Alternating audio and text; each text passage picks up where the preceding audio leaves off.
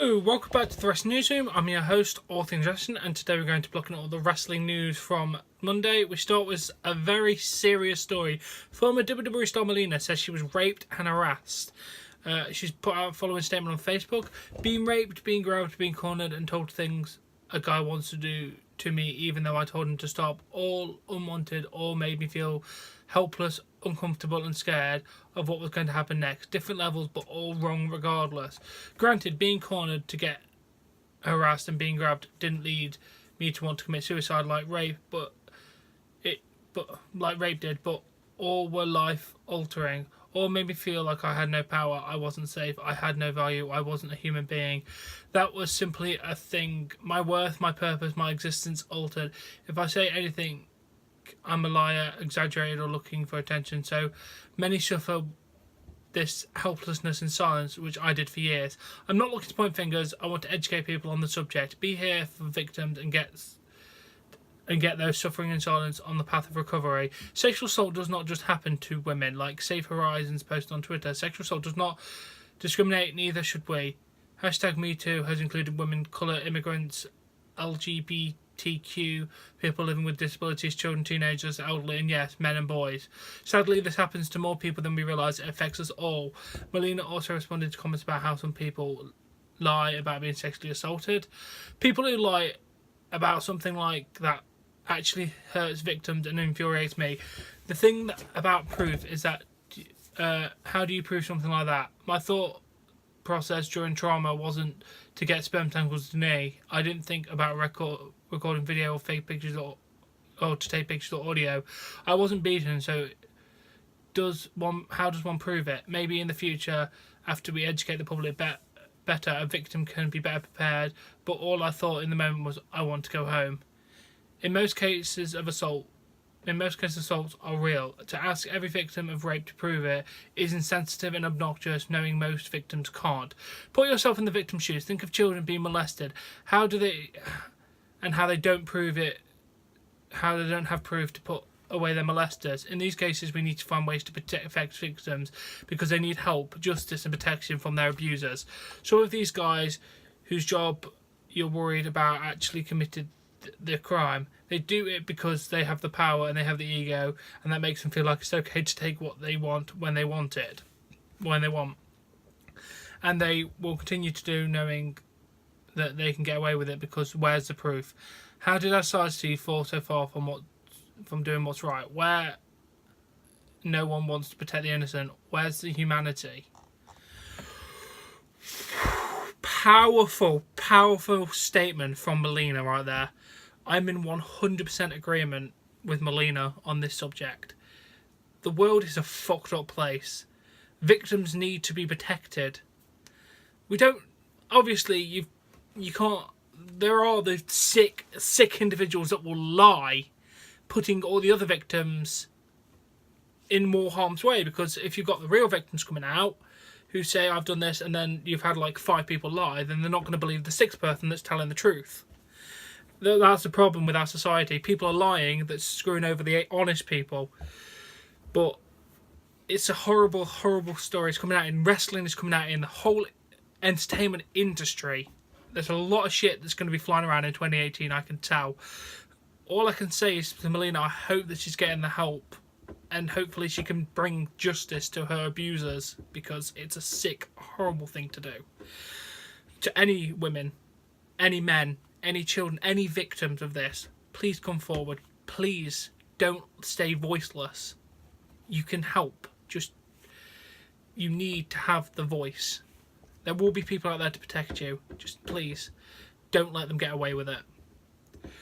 Now let's move straight on from that absolutely horrific story to go on Charlotte talking about her divorce.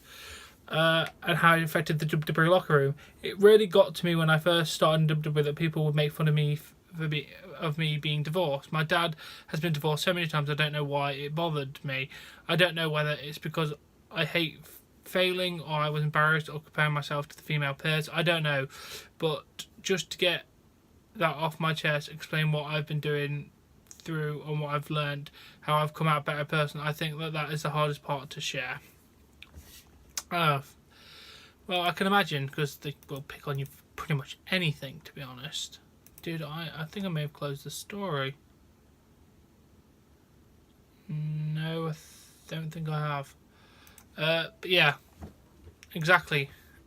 At least you managed to get through it, Charlotte, and you're a fantastic wrestler.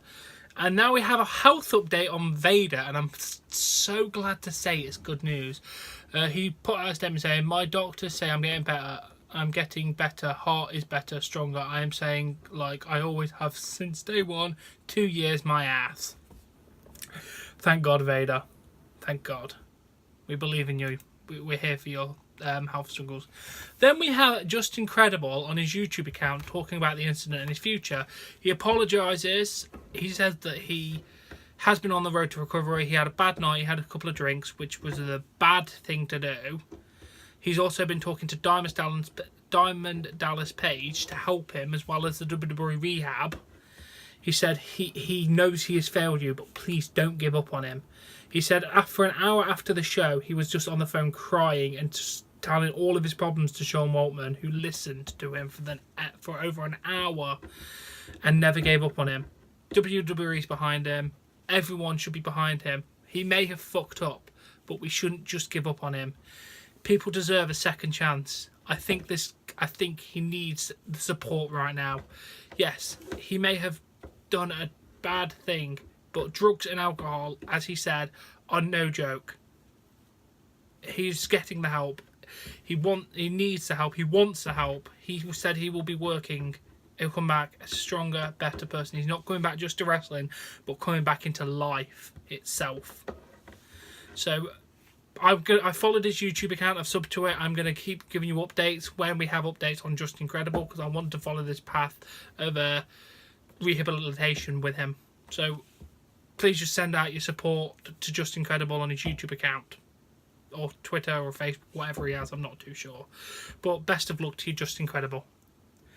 Then we have a really sad story to say. Former WWE and WCW star Tom the Z-Man Zenk has passed away at the age of 59. He's perhaps best known for his tag teams with Rick Martel in WWE and Brian Pillman in WCW. Former WCW star Missy Hyatt wrote the following about Zenk. "I found out that Tom Zenk passed away. I always got along with him, and he was always super nice to me when I knew him from WCW in 1989 to 1994, and for a minute at AWF in 1996. I hope he's at peace." Me too. It's always horrible to report a death, but my thoughts and prayers go out to his family. I do hope he's at peace. Next story, we have UFC fighter Chase Sherman posted a video of Friday night's final battle event with the caption, "Grown men watch this." It's like the wrestlers doing flippy stuff. And then UFC fighter Daniel Cormier gave his thoughts. "This is actually pathetic. This is what people want to see. Go to the goddamn gymnastics competitions, body slams, suplexes, pile drivers, some of the old school wrestling, man, DDT. I remember when the Frankenstein was the most you'd ever see someone flip. I say boo to this bullshit." Jim Cornette said, "Sadly, I agree with you, Chase. Pro wrestling was the blueprint of promoting fights and was the building blocks of success of the UFC. This horseshit is not pro wrestling. Grown men used to do it and it worked. Grade school kids pretending to fight. This is why you guys have taken over." Shove your opinions up your asses, guys. Everything has an evolution. I've watched it, and yeah, they flip a bit. It's quite entertaining, to be honest. Wrestling is entertainment. Yes, it's fighting as well, but it's entertainment. You wouldn't complain about a movie this bad if they decided to change the James Bond theory and how it happened. It's wrestling. It evolves. I like this kind of stuff. A lot of people will agree with me. Yes, they may have taken it slightly overboard in this match, because I watched it. It's a bit, whoa, guys, Jesus Christ. But I appreciate the hard work and athleticism that goes into these matches. If you can't see that, Jim Cornette and these UFC guys, fuck off.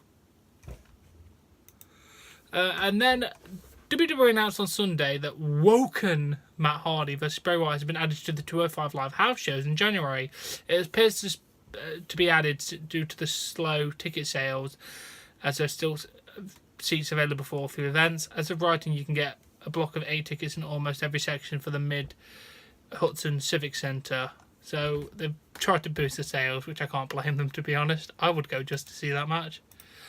And then New Japan Pro Wrestling announced that Chris Jericho versus Kenny Omega at Wrestle Kingdom 12 will be now a no DQ match, which is absolutely amazing. Cannot wait. Matt Jackson responds to the criticism about the Young Bucks working out Ring of Honor. Jim Cornette said, and by the time they figure out no one wants to see any pro wrestling because they all think a bunch of kids in pajamas are doing floor exercises in the high school gym, meet, hooray. And then he responded, Jim, when you rang Ring of Honor, the building that very clip was half full, because I was there. Oh, sorry, he said, Jim, when you ran Ring of Honor, the building in that very clip was half full. I know because I was there.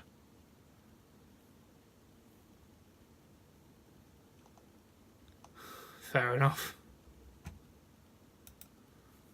And then we go to...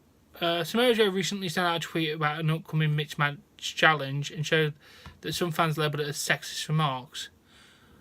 He went, due to the impending Mixed Match Challenge, I will now have a full-time towel attendee ring while I'm pumping out of the male participants in the tournament unconscious. Thank you, management. Jesus Christ, dude. That is bad. James McKenna of ProWrestlingSheet.com issued the following statement to him. I've always heard good things about you and assuming best intentions. I think you're playing up the heel stuff. That being said, reads like you just called Equality Shelter Women Division towel attendants. Please rethink it. Samoa Joe said, how you interpret is your business does not matter. It's man, women, or alien, terrestrial if you must. You stand in the corner, hold my towel. I don't mess up my tournament run. I have equal opportunity to stay in for all, just in case anyone feels left out. So he has just said it doesn't matter what it is. They're just going to stand there with this towel. So it kind of sounds like a justification, to be honest, but still, I don't know. And then Chris Jericho talked about being in contact with Impact Wrestling, suggested the company hires Scott D'Amore and Don Callis. My thought process was, this is not a slight on anyone that has ran that company or being part of that company, working with that company that has been around for so long, through so many incarnations and through all of its ups and downs. And now I found the last incarnation with TNA Global Pro Wrestling that it was a dead company. There was nothing exciting about it sparking it. So to me, the only way it could get wrong was some complete change direction and go with somebody new and different. When Billy Corgan was up for it, I would have much rather had him run over Dixie Carter because it was someone new. I was just really felt that it was my place to call the guys and say, listen, if you guys really want to lose money, go for it, or just use it as a tax write-off, and then you have the right place. But if you really want to do something and roll with it and be in a place where people are excited about what people are excited about, then you have to go in this direction. These guys, call Callis and D'Amore, the guys to do with it. So that was basically the gist of the conversation. It worked because here you guys are, but really the only company to grow by doing something completely different and new. And then we go to Natalya cutting a post promo at Clash of Champions that led the speculation that she's leaving and retiring. She just put a message on Twitter, which is now deleted, saying not true on any level. And then Becky Lynch took a shot at Liv Morgan's wrestling ability. She went over someone and said, every time you wrestle, she went every time you scream straight fire, we all cringe on the inside. And she went, every time you wrestle, we all cringe on the outside. Fair enough. Now, I hope you enjoy the rest of the newsroom, and I'll catch you later.